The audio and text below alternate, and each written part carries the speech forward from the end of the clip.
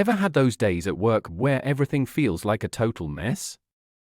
Missed deadlines, grumpy colleagues, and a mountain of unfinished tasks. Yeah, I've been there too. But don't worry, I've got your back. Ever heard of Patrick Lencioni's The 5 Dysfunctions of a Team? It's like a guidebook to figuring out why teams sometimes fall apart and how to fix them. In this video, I will break down this book into easy-to-understand chapters. We'll talk about why teams go wrong and what you can do to make them awesome again. So, if you're ready to turn those office nightmares into success stories, stick around. And hey, don't forget to hit that subscribe button to stay updated on all our latest videos. Let's get started and get your team back on track, one step at a time. Starting with the first chapter titled Absence of Trust. In this chapter, Lencioni explains that trust is the key to a strong team.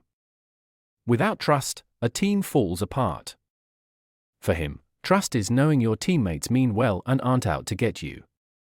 This kind of trust creates psychological safety, letting people be open without fear of judgment. Without trust, team members won't feel safe to be vulnerable, which is the first dysfunction. When there's trust, people can focus on work, not on trying to look good. They'll feel comfortable asking for help and learning new things because they won't fear looking incompetent. Sadly, many companies don't embrace this approach. Instead, people often get competitive and defensive, hiding their true selves. This behavior is so common that it can be hard to change. For example, imagine a marketing team working on a new campaign. If there's trust, everyone shares ideas freely, even if they aren't fully developed. When someone struggles, they ask for help without fear. But if there's no trust, people keep ideas to themselves and pretend to know everything, hurting the team's overall success. The key lesson in this chapter is that trust is the foundation of a successful team. When team members trust each other, they can openly discuss ideas, commit to decisions, hold each other accountable, and focus on collective results.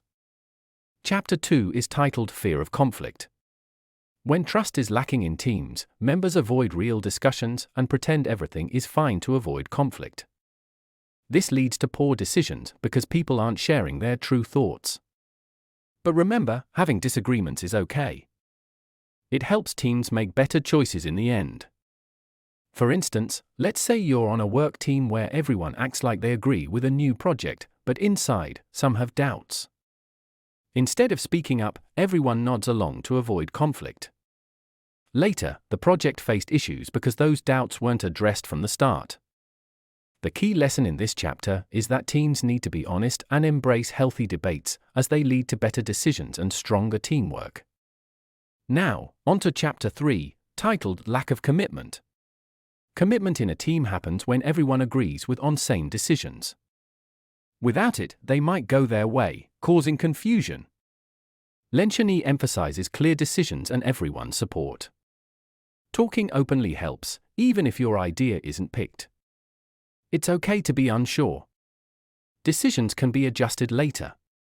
Lack of commitment is a big issue, especially for teams under executives. If leaders aren't on the same page, their team's actions will be unclear, causing problems.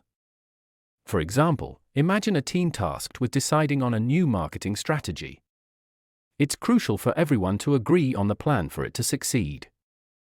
However, if some team members secretly disagree, this could lead to chaos and hinder progress. To prevent this, it's important for everyone to openly discuss their ideas and fully support the final decision, even if it's not their preferred choice. The key lesson in this chapter is that discussing ideas openly helps ensure everyone feels heard and supports decisions. In conclusion, commitment in a team relies on open dialogue, mutual support for decisions, and flexibility. When everyone is on board, the team can achieve its goals effectively. Progressing to Chapter 4, it's titled Avoidance of Accountability. When team members avoid discussing problems, it's a sign of dysfunction. This is the fourth dysfunction according to Lencioni. Low standards happen when no one tries to improve. People might ignore problems to avoid conflict, but it makes things worse. Lencioni believes addressing issues respectfully helps improve teamwork. Peer pressure also plays a role in encouraging responsibility. It's a valuable tool for building better relationships within the team. Let's picture a team where everyone is friendly. They often come up with ideas together, but things go wrong when it's time to put them into action. One team member, Sarah, notices their work isn't good enough. But she's scared to say anything because she doesn't want to upset the team. This shows how avoiding problems can make things worse for a team. It's important to talk about issues, even if it's uncomfortable, to make things better. The key lessons in this chapter are: Number 1. Discussing problems openly is crucial for team success. Number 2. By addressing problems, teams can set higher standards for themselves. In summary, teams need to get over their fear of talking about problems to get better. They should communicate openly and deal with issues politely. The last chapter is titled Inattention to Results. In this chapter, Lencioni talks about how ego and status can harm team success. When team members focus too much on themselves instead of the team's goals, it hurts the overall results. There are two main distractions: team status and individual status. Team status happens when people are happy just being part of a group, like in non-profits. Individual status is when people care more about their success than the team's. Lencioni stresses that teams often lose sight of results. It's not just about money. It's also about the smaller goals along the way that guide the team towards success. For instance, consider a software development team tasked with creating a new app. But instead of working as a team, one person keeps sharing only their ideas and doesn't listen to others. Another person cares more about getting ahead in their career than helping out, so they keep important information to themselves. Because of this, the app takes longer to finish, and it's not as good as it could be because they're not working together or sharing what they know. The key lessons in this chapter are: Number 1. Teams should keep their eyes on the end goal, ensuring that every action contributes to achieving it. Number 2. Team members should prioritize collective success over personal recognition. In conclusion, ego and status distractions can stop teams from moving forward. But by putting team goals first, staying focused on results, and valuing all parts of success, teams can beat this problem and reach their goals smoothly. And there you have it! We've explored Lencioni's book, The Five Dysfunctions of a Team, and discovered what helps teams succeed. From trust and friendly disagreements to problems like ego, we've learned important lessons that can change how teams work together.